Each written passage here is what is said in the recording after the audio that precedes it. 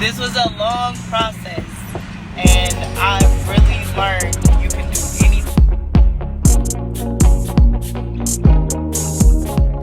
Hey y'all, thank you for coming back to my channel. Don't forget to like, share, subscribe, and also hit the notification bell so you can be updated every time I drop a video. So this video is going to be short and sweet, kind of. So these are going to be my 5 preferable traits to becoming the best dispatcher that you could be. And I'm talking about personality traits, guys. Personality traits. So trait number 1 that you should have is you have to be self-sufficient.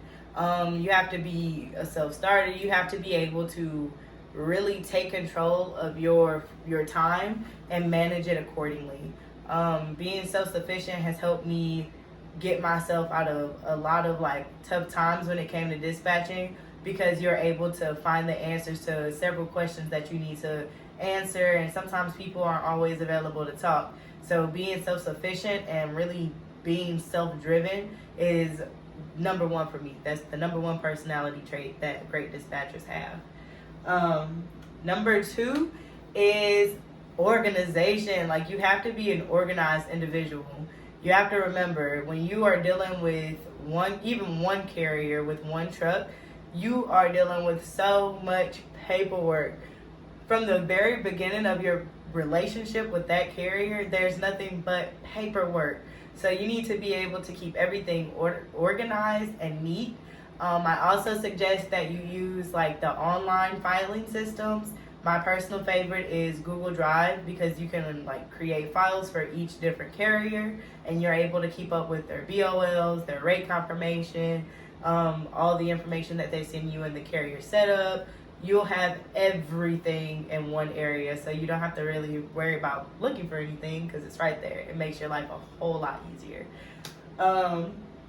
Number 3, you have to be a great communicator. So that is important, because you are talking for about 95% of your career as a freight dispatcher.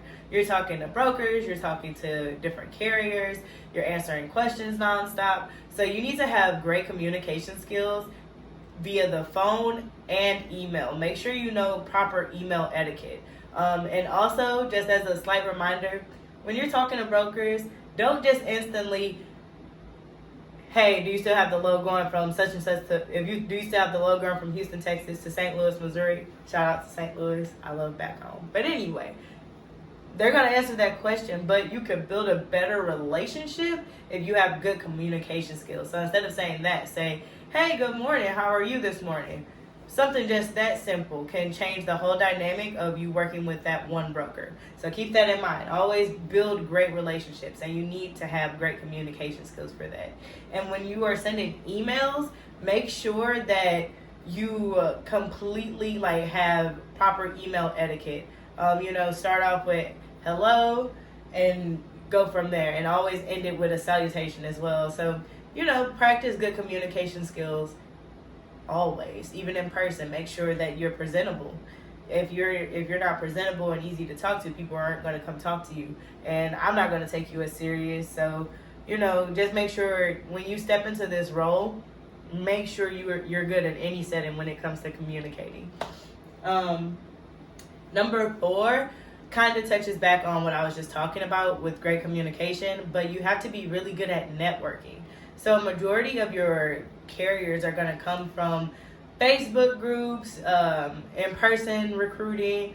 I know a lot of couples that are working together to recruit people, which that is super cool. And I said that to say you're going to be meeting a lot of people. So don't just keep the conversation short and sweet. Really try to build those relationships with them and form different friendships with them, or just business relationships maybe with them, because it just makes it easier on you. If you guys remember not too long ago, the load boards were down on DAT and on Truck Stop, and no one was getting moved those days.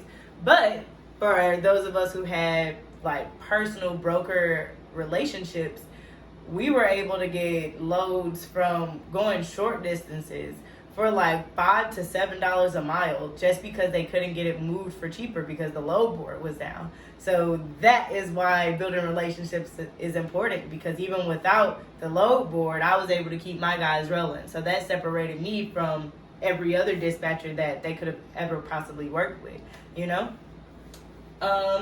And the last thing you have to do is be reliable. Nobody's going to work with a dispatcher that barely answers their phone, that is not taking the time to get to know everything about the load before they book it, or they're not really booking loads that fit the carrier standard. They're not going to really take that relationship very serious, and they're not going to keep you around for long as their dispatcher. So you want to be really reliable and resourceful as well when it comes to your carrier. And make sure your carrier and you are on the same page at all times. And if there's something that they don't understand, you need to work that out with them, because you guys have to see eye to eye. You know, that is the importance of that relationship. So that is the end of the video. I told y'all, short and sweet.